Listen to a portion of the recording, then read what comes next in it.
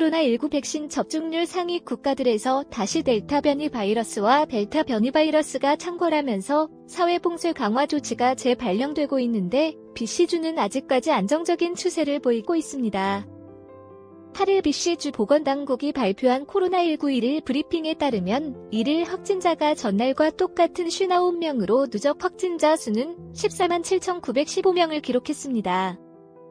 7월 들어 총 확진자 수는 294명으로 하루 평균 36.57명이 나왔습니다. 이날 감염 중인 환자도 649명을 보였습니다. 이 중 입원 환자는 74명이었고 중증으로 집중 치료를 받는 환자는 전날보다 1명이 감소한 19명이 되었습니다. 그런데 안타깝게도 이날 사망자도 1명이 나왔습니다. BC주에서 코로나19로 인한 사망자 수는 총 1,760명이 됐습니다. 이날까지 BC주의 총 백신 접종 건수는 549만 7,150건이 됐습니다.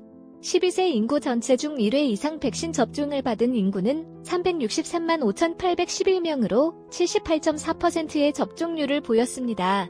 2차 접종까지 마친 인구는 185만 4,387명으로 접종률이 전날보다 1.8%포인트 늘어나면서 마침내 40%를 넘겼습니다. 한국은 7월 들어 1일 확진자 수가 1,200명대로 늘어나는 등 최다 기록을 갱신하는 등 사태가 악화되고 있습니다. 7월 말에는 하루에 2,000명도 넘길 것이라는 예측도 나오고 있습니다. 캐나다가 5월 이후 백신 접종률이 높아지면서 코로나19 상황이 개선되면서 외국인 입국자에 대해 봉쇄를 완화할 수 있다는 기대감이 나왔지만 이런 낙관론이 점차 비관론으로 바뀔 가능성이 높아지고 있습니다.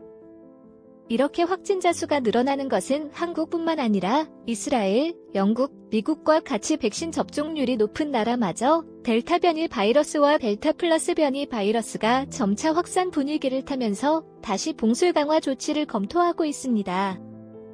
이스라엘의 경우 0명이던 확진자 수가 500명대까지 늘어나면서 실내 마스크 착용 의무화 등을 고려하고 있습니다. 미국도 델타 변이 바이러스 감염 비중이 크게 증가하면서 다시 마스크 착용 의무화가 재점화되고 있습니다. 이에 따라 캐나다 정부가 21일 이후 외국인 입국 봉쇄 완화 조치에 대한 기대감도 비췄지만 결국 무산될 가능성이 높아졌습니다. 7일 기준으로 캐나다의 1일 확진자 수는 559명이었습니다. 누적 확진자 수는 141만 8,632명을 기록했습니다. 5일 기준 백신 접종 상황은 전체 인구 중 2,545만 9,240명이 접종을 해 66.99%를 기록했습니다. 12세 인구만 보면 2,542만 4,316명으로 76.58%를 기록했습니다.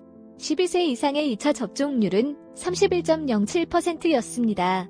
이날 BC주의 2차 접종률은 36%여서 전국 평균보다 약 5%포인트가 높았습니다.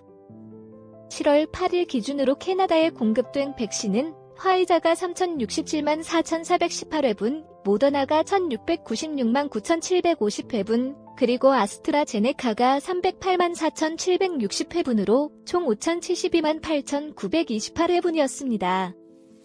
이 중 BC 주로 공급된 물량은 화이자가 416만 3,640회분, 모더나가 194만 7,880회분, 그리고 아스트라제네카가 44만 8,000회분 등 총 655만 9,520회분이었습니다.